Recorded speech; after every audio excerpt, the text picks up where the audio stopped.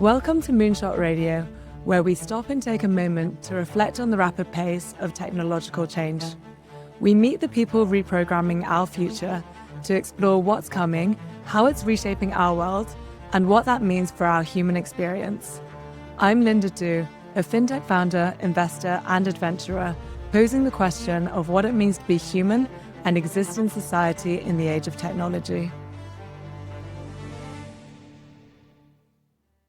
Our guest today is Andrew Hessel, co-founder of GP Write, an open source platform that allows scientists to access the entire genomes of organisms and print life from scratch. Andrew's work combines the edge of what's possible with biology and computing to make life itself something that can be programmed like code. He believes synthetic biology holds immense potential to cure disease, fight cancer, and even engineer the future of evolution. But he also understands the dangers that come with that power. In our conversation, we'll dive into the future of evolution, the ethics of engineering life, and the awe and anxiety around playing God with genetic code. So, Andrew, you've been described as a futurist, a synthetic biologist. Before we get into synthetic biology and the projects, I'd love to know what makes you a futurist? What's a job description of a futurist, and how did you become one? It's really funny. I adopted the title of futurist after I spent some time in Rio de Janeiro with Intel's futurist at the time, Brian David Johnson. He had been the futurist for the Intel Corporation for about 10 years. In the semiconductor business, you always have to think about a decade ahead. So we were in Rio for a meeting. Afterwards, we decided to hit the bar with his expense account. And it was Brian that said, Andrew, you're a futurist. And when I flew back and went through customs, they asked me, what do you do for a living? And I said, I'm a futurist. The customs agent just stopped in his tracks and said, what does that involve? And I said, apparently a lot of heavy drinking. The reality is, I don't live really in the present. If the present world is being operated and run by people that know how to do things, I'm not a historian. I don't look at the past. The way my mind works is I'm always projecting into the future. I try and keep it limited to 5 to 10 years. Sometimes I'll look at a little further, but I'm always thinking about the future. It's a pretty accurate way of describing my thought processes. I focus on life science and biology, so I'm a genetic or biological futurist. Very fair. And then if we go into synthetic biology, can you tell me a bit about that? So I was listening to another podcast about CRISPR and genetic editing, and I understand that's one subset of synthetic biology. Can you explain to me what is the entire field and what are some verticals or functions within that field that I might have heard of or not? Synthetic biology, the term has been around for over 20 years.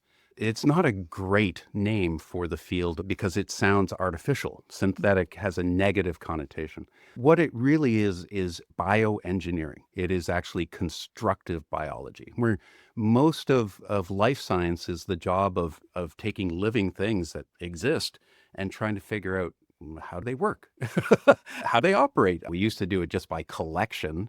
Darwin famously went around the world collecting many different organisms. We have museums of natural history filled with organisms that have been collected and stuffed. We started doing a much more molecular dissection in the last 50 years. We started taking organisms. Of course, we've always dissected them to understand, what their insides look like. But now we've taken that all the way down to the molecular level. We have this huge corpus of reverse engineering knowledge.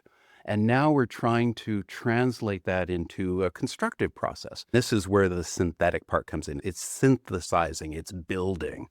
Today, I've been moving away from the term synthetic biology to using the term digital biology, because life science in general has been truly digitizing. I've seen this with the first Human Genome Project, which set out to read our genome and turn it into something that computers could process. But really, every facet of biology and life science has been digitizing just like the rest of the world around us. Labs are becoming automated. Digital information is going online in huge databases now. And of course, we're using more and more computational tools and AI to synthesize and create knowledge from that. Could you talk me through some of the use cases? So maybe we also can use that as a segue into some of the projects that you're working on. What are some of the examples of digital biology in action? Yeah, so biology touches pretty much everything we do as a species. Like, this is a living world. It always surprises me that we have so little understanding of life unless we're really in it. The reality is, we're the only animals that don't really live in nature anymore. We've created an engineered world around us, but biology touches everything. All I have to do is look around and see, oh, there's a carpet beneath us. Many of those fibers are natural fibers that we've woven together. Our clothes are often made of cotton. We're using biological systems to deal with wastewater and to purify water. It literally touches every part of our lives. The biggest part that touches our life every day, multiple times, is just food. Everything we eat, if it hasn't been overly processed, it relates to biology. The beautiful part about synthetic or digital biology is we can start to program living systems or components to be exactly what we want. For example, the oil industry just started collecting this goop that was coming out of the ground and refining it into different materials, whether it was plastics, kerosene, gasoline, etc. We literally had to fraction it up and process it to take that goop and make it into stuff we could use. With digital or synthetic biology, we look at the molecules that we want to make, and we actually can program a biological system or an organism to make exactly that product.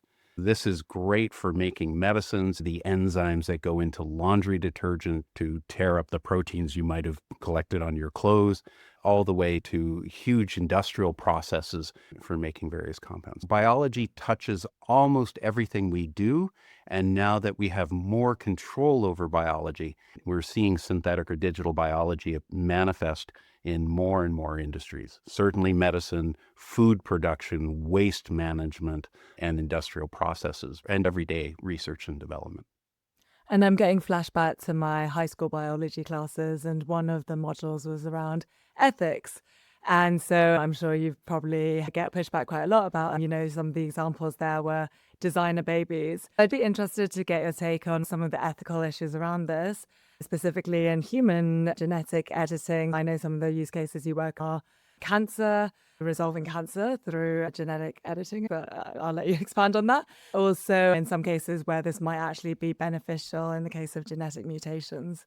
Yeah, we can look at this in a lot of different ways. Ethics comes up in all the discussions because when you start to engineer with biology, when you reprogram a cell or a system to make a new enzyme, for example, an enzyme is a protein that has some catalytic function. It can either build something up or tear something down. They're the nano machines that make biology work, but we can program them today with precision.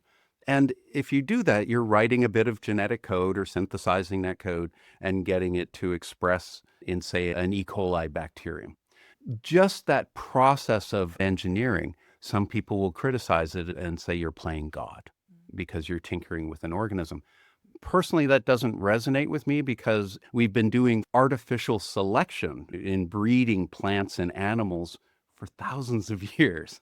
And that's playing God as well. We literally choose which plants to hybridize. We choose which animals to breed and select for various traits. As we've evolved and started to understand biology in general, we've taken control of agricultural and biological systems. And that's a form of engineering. Today, we're doing this with molecular precision because we've reverse engineered the programming language of biology. It's universal from bacteria all the way to you and me. We're getting good at it faster at doing this type of work with precision, but we've always monkeyed with biology. Where the ethics tends to come in, no one worries about the ethics of programming a bacteria for the most part. They may say you're tinkering with things you don't fully understand, and that's true because we still don't fully understand how a simple bacterium works. We're getting there, though. The ethics usually comes in when you're manipulating humans. The closest I've come to that is the work I've done with various medical groups. Here we're trying to correct serious diseases, real problems people have, and most people don't generally see an ethical problem with that. I did co-found an organization called the Human Genome Project Right, which is kind of the other side of the coin of the Human Genome Project most people know about, which was to sequence the code of a human being. That raised a lot of concerns about how will that data be used? What will it mean when we truly understand our code in health and disease? How will that information be abused by various groups, whether it's insurance companies, identity theft? These are all open questions, but they generally relate to humans. The Human Genome Project, right, was started out by saying reading is important. For reading allows you to diagnose pretty much every genetic-based disease. Learning how to write a human genome, something that we're nowhere close to, offers the possibility that we could cure or correct every genetic disease. This, to me, is the exciting part. But from day one with that project, we had to stand up an ethics committee to really look at what are we doing, how are we going to do it, how are we going to make sure the right protections are in place. But for the most part, when you deal with the microbes that I deal with, there's not really ethical issues. I find the discussion that comes out of talking about ethics, what's right and what's wrong, fascinating, because I have my ethical perspective, but you realize everyone's got their own ethical perspective. And that makes it a little hard for me to understand ethics, because it seems like it's a huge spectrum that's dynamic. It's different in different cultures. It's different at different life stages. It's different depending on our needs. So I tend to put ethics over here and leave it with the experts. I tend to focus on, can it be done? Is it possible to do a certain job? If we can edit an organism, if we can build an organism from scratch, if we can build an enzyme from scratch, if it's going to be done, now you have to look at all the pros and cons of that in advance as much as you can, and try and mitigate any downsides and try and amplify the upsides. So I think that's really important. On top of that, I tend to look at what's legal. So if it can be done, it will be done. And if it's going to be done, there can be black markets. There can be gray markets where there's just no rules on the books yet. And then there can be white markets where it's open and there's regulation, et cetera. So that's the way I tend to frame these dynamics. Could you talk to me about the regulation and also the attitude or maybe philosophy of the regulator, in the sense of how are they thinking about regulating genomics projects? Who regulates and how are they thinking about it? Typically here in the United States, there's a number of agencies charged with regulation. There's the Food and Drug Administration, which was largely stood up because we needed quality control in drug making and testing. There was a drug, thalidomide, that had been prescribed to many pregnant women to stop nausea, and it led to birth defects. And then they realized, oh, we really need more oversight in drug development. So it goes back a long way. But we also have the Centers for Disease Control, which is looking at more epidemic diseases. There's the USDA, which is charged with agriculture. There's probably a dozen other smaller agencies that have their hand in some component. From what I've seen in my life, there's typically very poor coordination around these different agencies. They sometimes have very different interests and communities that they're serving. So it's kind of noisy. In biology, working with microbial cells and enzymatic systems, there's just not that much regulation if you're working with organisms that are generally regarded as safe and you're not making any claims about these organisms and the products that you're selling. So it's a very complicated set of regulations and organizations, particularly in medicine and around drugs, which is a wellspring of money in biotechnology and life science. Companies want to protect their turf. There's patenting. They may be quite slow to innovate if they have a product on the market. And then there's always the tension of, if I have a medicine that can prevent suffering or save a life, how do I make it available when I have real costs around the research and development? And of course, people want to maximize their profits as well. So it's a really strange industry to work in compared to working with dead things like computers.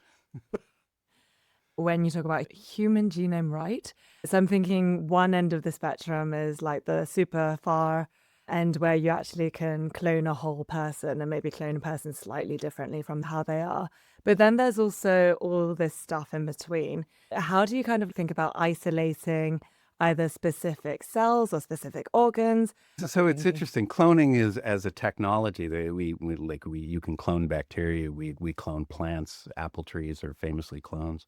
So cloning in itself is, just restricting us to human conversation, I have become a huge fan of human cloning. And for a specific reason. The most provocative technology that came to being in the 1970s, when I was really getting up to speed in biology, was IVF, in vitro fertilization, or today, and it's put under the banner of assisted reproductive technologies.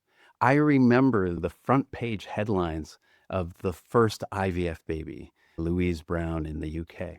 This was 1978. And it exploded in the news. It was huge. And this is not cloning. This was externalizing the reproductive process of people and moving it into the lab to help parents who weren't able to produce kids. And the first, they called it test tube baby at the time, was global news. All of that noise died down quickly because the benefits to parents that couldn't produce kids was obvious. And it was just another kid. Like there was no genetic engineering or modification. It was just taking the reproductive process and learning how to control it better. And today we don't even keep track of how many babies are born with assisted reproductive technologies. But the last estimate I saw, and it's probably a couple years old now, was somewhere around 14 million kids. So today it's pretty much accepted. I've been writing a lot recently about human cloning because I'm fascinated by the idea of reusing our genomes. Like every time you produce a new child, you don't know what you're going to get. It's a random recombination of the parent's genetic material. A clone is essentially an identical twin. And there are tens of millions of identical twins on the planet. We love studying identical twins and showing how similar they are sometimes, and studying, did one get cancer and the other one didn't? There's even movies about identical triplets that have been separated at birth and have found their way back to meet each other because they get mistaken for the other twin by their friends. And anyway, there's some fascinating stories around that. But all a clone is an identical twin that's displaced in time. They just have different birthdays. There's no genetic engineering of a cloned human. I read the book Dune and Dune Messiah when I was still single digits. And in Dune Messiah, one of the characters comes back as a clone. The book was written in the late 60s, early 70s, and cloning was not real. Cloning only became science with Dolly the sheep. Today, we've demonstrated that cloning can be done for many different animals. I think it's just a matter of time until a human clone is produced somewhere by someone. And I think that after that, people will come around to the idea that it's just another kid, a twin. I think it's kind of fascinating.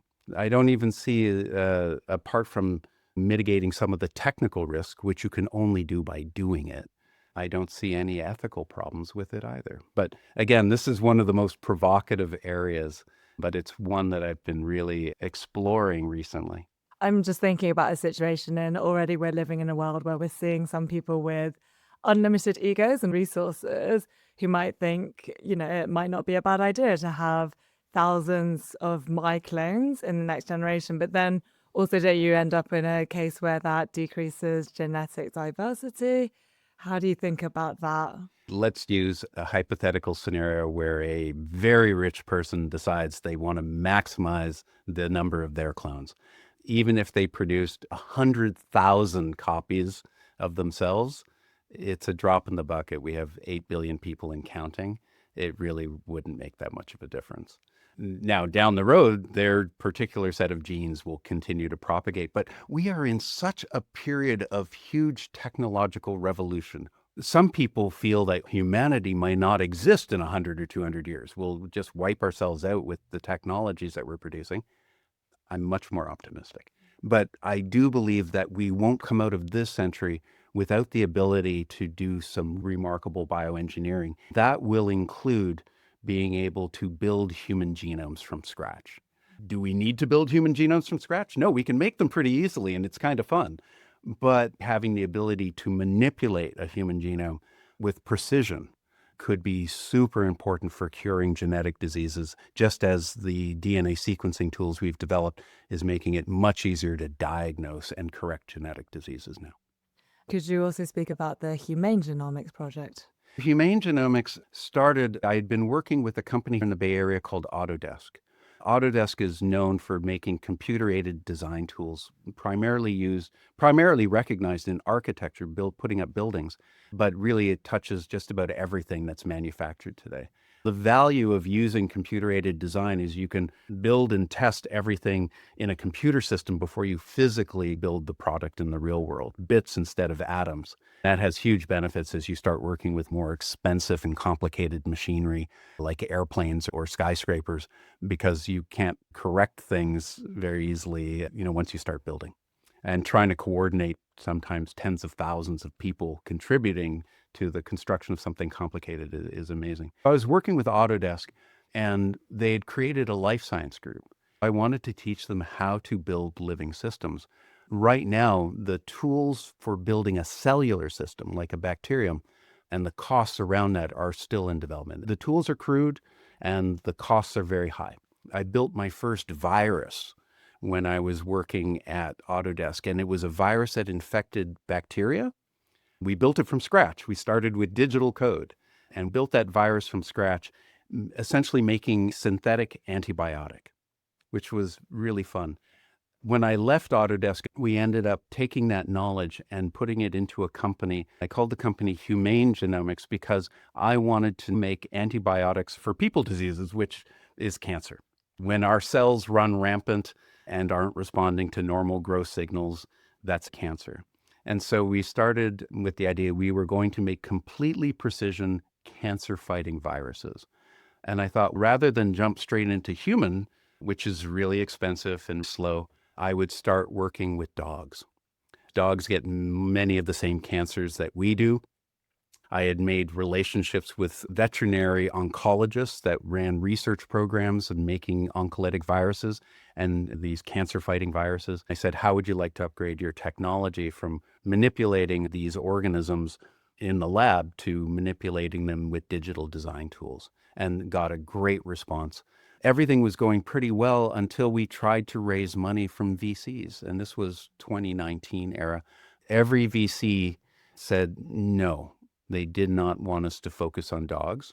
They wanted us to move into humans, which we did, but that's a much longer phased clinical trial development process, which we're in the middle of today, and the company is doing well. My hope has always been to make a process that can take a cancer cell from any animal or person and molecularly diagnose it by sequencing and other molecular profiling, and then have an artificial intelligent agent design a specific medicine for that cancer. No two cancers are the same. And then go and manufacture that medicine just for that one patient. That's always been the process that I've wanted to build. I think as an industry, cancer drug development is moving closer to that every day. We're still using a conventional approach, but we're making great progress. More and more, I'm seeing this individualized approach, N of one, so to speak, come into cancer, because no two cancers are the same, just as no two people are the same. I'd be interested to hear your challenges in terms of being a futurist and being almost, 10, 100 steps ahead, because you just mentioned VCs wanted you to go straight from dogs to people, and then regulators probably weren't happy that you went straight from dogs to people. No, in fact, it's the other way around. The regulators were familiar with people and not with dogs. And they're familiar with the phased clinical trial approach, which we've been using for many decades, but they're not familiar with making a medicine just for one. Every single drug is going to be different. It was the fact that there was no process and no one was familiar with that, what I think is a better process, that kind of forced us to use the old ways and old tools, which are very slow. It's common knowledge that it can take 10 or 15 years to develop a drug and cost billions of dollars today.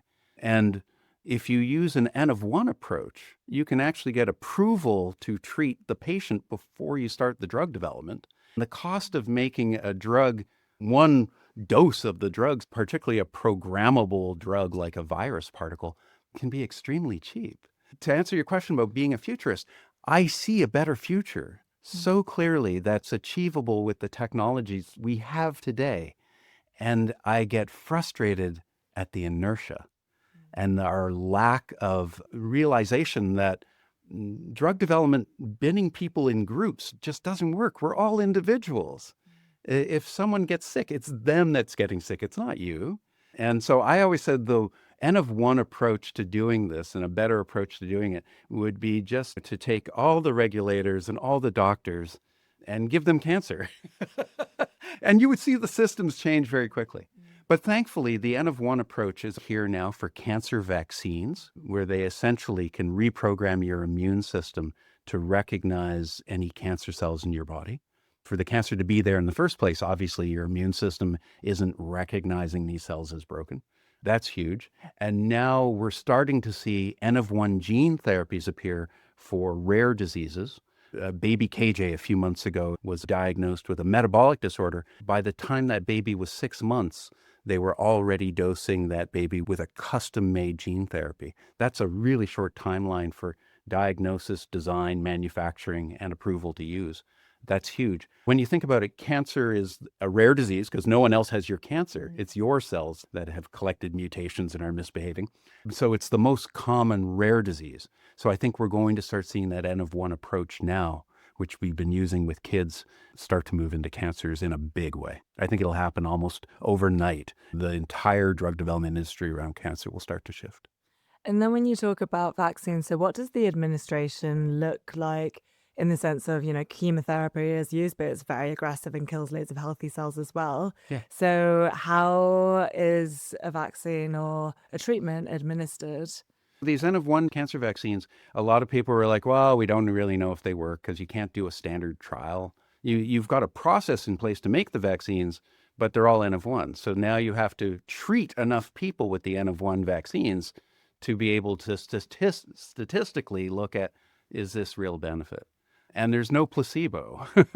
There's no placebo arm. The thing I like about N of one is actually the placebo effect, which is what we're judging an active drug compound against, is actually an adjuvant when you're doing N of one therapies. Even if the therapy itself is pretty weak, just the placebo effect can have a huge effect on the drug. It's shocking to me that in drug development, you can do all this lead molecule screen, get it into a phase clinical trial, and in phase 2, where they're looking at the efficacy of the drug, you've probably spent hundreds of millions of dollars just to get to a phase 2 trial. Sugar often beats the active drug molecule. This is so surprising to me, but we should actually roll with that placebo effect whenever we can, and I think N of one does that. I think I mentioned the reason I'm in the Bay Area is I'm taking an investor education program at Stanford. And one of the classes we took was about the work of Daniel Kahneman, where one of the takeaways was we make decisions emotionally and then we try and rationalize them afterwards. Another takeaway that I was thinking about was we often try and over intellectualize things, but at the end of the day, we're just animals, right? So like us humans are just animals. And I'm just wondering if that kind of comes up in other areas of your work where you just have to remind other people around you that we are just mammals at the end of the day. People don't respond well to that most of the time. What I found is I relate much better to microbes and machines than I do to most people because I tend to be very data-driven. I certainly have a gut sense. I do a lot of inward analysis of my own life and my own brain and thought processes. We're all driven by complex stimuli. I love working with bacteria because they're clonal. I love working with viruses because they're essentially just software for biology.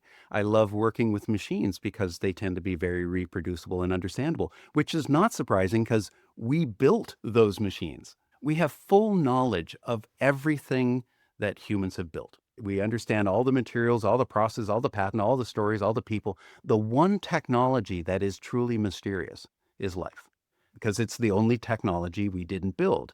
It built us.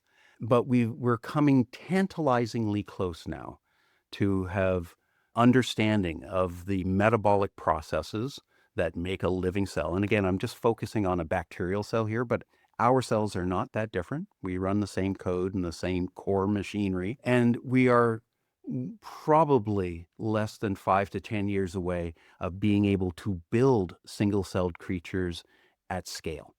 I was championing an X Prize. These are big incentive prizes, the first one being going to space. They did that. The first X Prize was to build a ship that could carry 2 people to the Kármán line, 100 kilometers up twice in 2 weeks. And it was one, I believe it was 2004. And it kind of opened up space for commercial development, not just large, nations.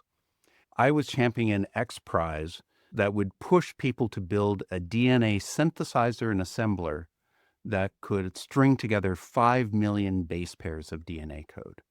That's, to give you a sense of that amount of DNA strung together, that's enough to write the genome of a bacterium, just about any bacterium. So overnight, if we had that synthesizer and it was cheap and accessible, basically anyone could program a single-celled organism with precision. This is not going into the science lab and mucking around. This is, you could sit down at a computer and program a genome, synthesize the program, boot it up, and make a bacterium. That would be one of the largest shifts in life science ever, because all of a sudden, all of microbiology would become engineering. And anything smaller than a microbe, any component of a microbe. So all the enzymes would become programmable. That's where we are today. All viruses would become programmable. We can do that today. We just haven't figured out how to secure the world from a world where you can program viruses. I think we're on the cusp of the biggest shift in biotechnology ever. And most people just don't think about it because life is the only technology that we just don't think about every day. Like, I get up and it's like, I'm alive. I've made it another day. Most people don't do that.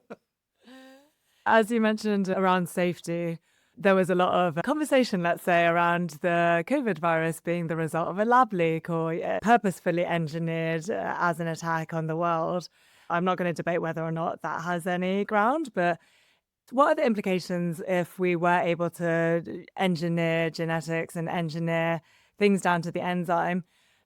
How would we make sure that we could be accountable for the impacts of that? How could we ensure that we didn't accidentally cause lab leaks that had profound impacts on human society? You raise great questions, and it's one of the reasons why a lot of my work right now is focused on biosecurity and biosafety, or just as a bigger picture, biodefense.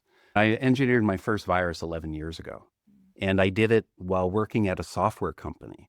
This really highlighted to me this technology is becoming accessible if you have a basic understanding of microbiology and virology and have access to certain tools and resources. It wasn't a lot of money. It cost $1,000 to make that first virus. It only infected bacteria. It's not harmful to humans. In fact, it's effectively an antibiotic. It's like the worst pandemic a bacterium could ever suffer, right? Like a bioweapon in the hands of a doctor, using it to kill a cancer cell or a microbe is a powerful tool. To the cancer cell or the microbe, it's Armageddon. But what I've come to realize is we're not thinking clearly about engineering the simple things. In the US, there's a select list of agents that all the regulatory agencies and the FBI and others keep a close look for. Things like smallpox, botulism toxin, a neurotoxin. And you can look up this list online. But the fact that there's a list means you can get around it pretty easily. And today, that's only a small fraction of the things that are potentially dangerous. What people need to understand today is we can make any virus that we want to make. We can make it quite easily, and it's not that hard. Any rules and regulations around doing this legitimately are easy to circumvent. We can also make any protein today. We just handed out Nobel Prizes last October to the people who figured out how to computationally solve the structure of every protein, Demis Hassabis and John Jumper at DeepMind, and Dr. David Baker, whose work has been to engineer proteins, and now we can engineer any protein. And even with all the proteins that nature's produced on this planet, that's only a tiny subset of all possible proteins, but we can make any of them, even the ones nature hasn't gotten around to tinkering with. That is the biggest risk ever in biotechnology, and almost no one is aware of this risk. We have no systematic tools and cooperative agreements with nations to monitor the activities in these areas. We have no robust way of monitoring the day-to-day world for their appearance of anything. Of course, we're all caught off guard with COVID, right? We didn't have detection technologies until months into the pandemic, and it took 9 months to get the first vaccine. This is all glacially slow. And of course, like with all outbreaks, we go through this rapid period of response where we pour on resources, and then once we've solved it or dropped it down to a baseline level, it goes into apathy again. We've seen this with Ebola outbreaks and Marburg outbreaks in other parts of the world. This was the first time we had a global outbreak in 100 years. But now we're in this deep well of apathy. No one wants to hear the word COVID. No one wants to hear the word vaccines. We're defunding many of the agencies monitoring for these outbreaks around the world. Just this last week, $500 million was cut from mRNA vaccine development. We're in a really strange period today because the biological risk associated with engineering toxins, venoms, and viruses has never been greater because the technology has improved so much in the last decade, particularly with AI design tools.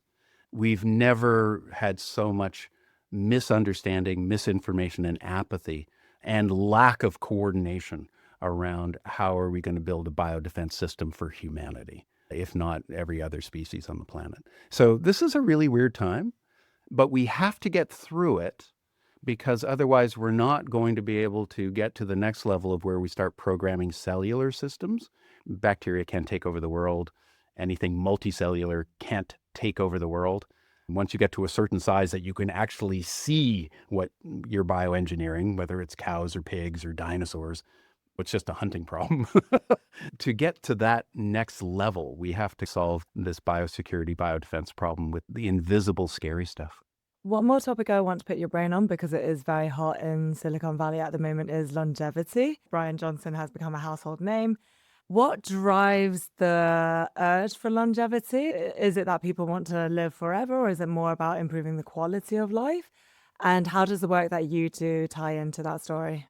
So I love the idea that the Human Genome Project right could one day allow us to rewrite our genomes for maximum health and maximum longevity. I love that. Today, because we're born with the genomes that our parents gave us, and throughout human history, we've never been selected for longevity. I don't think that we're going to live a lot longer unless we can start to fully understand our own biology, but also have the tools to program our biology with precision. That's my starting point. Trying to live healthier longer has become kind of an obsession for many people because it's the one thing you can't just buy off the shelf. You have to put some work into it. You have to invest in R&D about why do we age? How do we age? Or in developing therapies, drugs essentially, that can alter the rate of aging. Can we slow it down? Can we stop it? Can we reverse it? There's some great research and development going on. Billions of dollars are flowing into a number of companies, but this is the hardest problem humans will solve short of figuring out our brains. I've been invited into some of these longevity conferences where people are trying to learn what's the forefront of the field and learn what can they do. Many of them are wealthy. They're trying to figure out what can they invest in or what can they buy that will help them stay healthy longer. I'm kind of a killjoy because, Brian Johnson's whole phrase is don't die. What I tell people is you're absolutely going to die, and you will probably die around the average time that people die in your community, even if you take great care of yourself. Or if you don't, often your brain fails before your body does. So I'm kind of a killjoy there. But then I come in and say, look, there's something you can really do about this now, and I call it triple banking.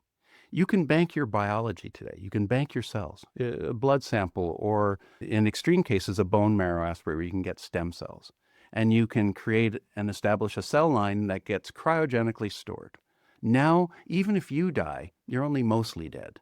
You have living, preserved cells in the freezer that can be booted up again at any time. So that's super cool. And then you can bank money, because Of course, you need money to do anything, and you can bank data about yourself. We're seeing this a lot in the AI world now, where you can make a digital twin of yourself. A really accurate digital twin will help you understand yourself in health. It can also be a tool for educating others. I've seen digital clones of Aristotle, for example, and other famous figures where they build essentially an avatar that you can interact with that gives reasonable answers based on the entire corpus of knowledge of an individual.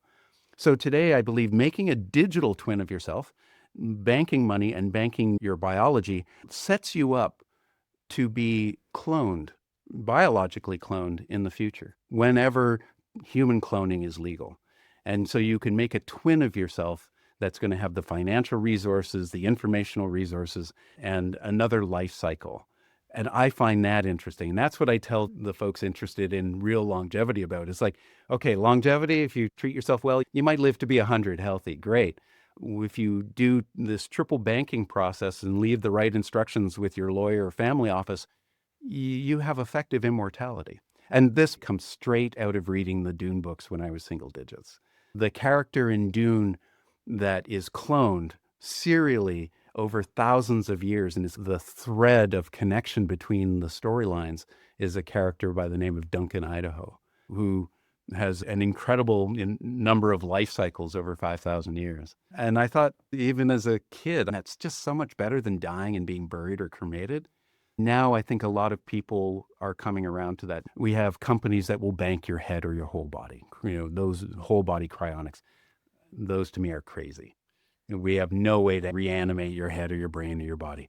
But every single cell in your body contains a program that can make a new you through cloning. And cloning is now an established technology with many mammals, including monkeys. So there's no technical barrier to cloning a human. So when the first verified human clone appears, I think our attitudes, just like with IVF, will change dramatically almost overnight.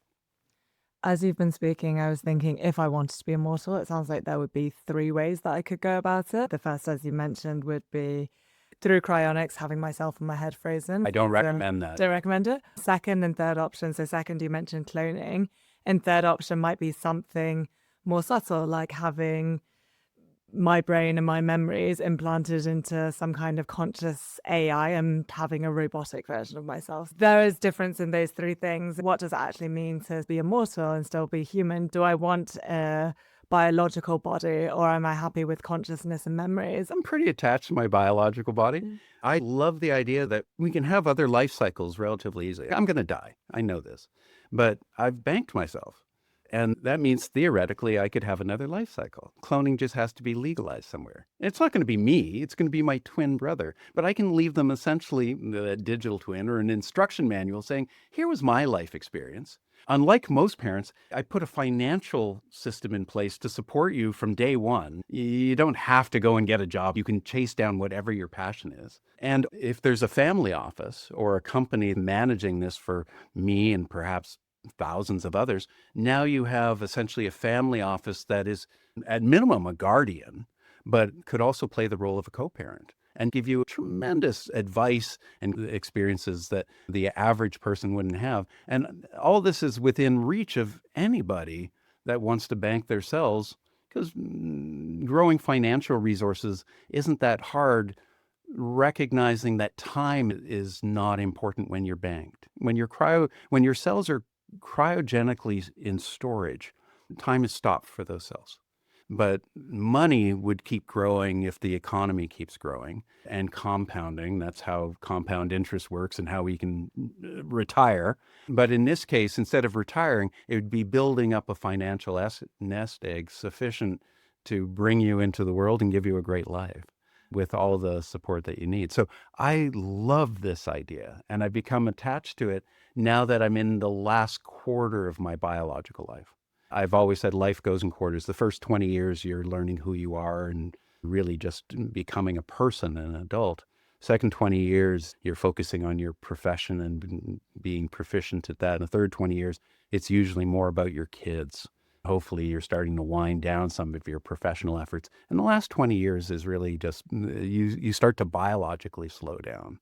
And you can't really stop that. So now that I'm in that phase, I'm winding up my efforts to have another life cycle and to set up the processes, not just for me, but for anyone who wants to follow in my footsteps. It does sound like there is some kind of trade-off if you're picking between the options of genetics with new biological body versus AI with memory and experiences. Yeah, well, I love the idea of uploading. In fact, Mm. there's a show on Netflix called Pantheon that is a wonderful series that explores that. But to me, that's science fiction. Like, we've never demonstrated that we can upload a consciousness, although our AIs are starting to present themselves as conscious entities. This could be a little weird. I love seeing it develop.